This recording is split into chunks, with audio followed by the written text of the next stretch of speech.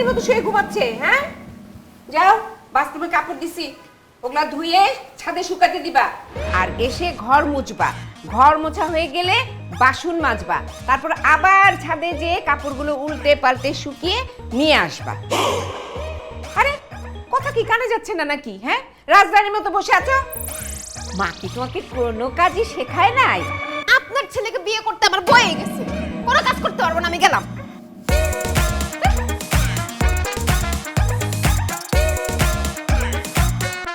এই তোর ভালোবাসার পরীক্ষা, 3টা দিন কষ্ট করে আমাদের বাসায় টিকতে পারলি না।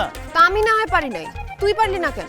আর পারবো কিভাবে? আমি যাওয়ার সাথে সাথে তোর মা এত বড় একটা লিস্ট ধরা দিচ্ছে, 101টার বেশি হবে সেই লিস্টের মধ্যে। আমার জীবনে আমি এত কাজ করছি, আমি তো স্বপ্নে এত কাজ করিনি কোনোদিন। আর তোর মা কি করছে? আমার মুখে কি ভাত তুলে খাওয়াইছে? আমাকে এত নোংরা ময়লা কাপড় চোপড় এনে দিছে, মনে হয় কি জীবনে তারা কাপড় চোপড় ধোয় নাই।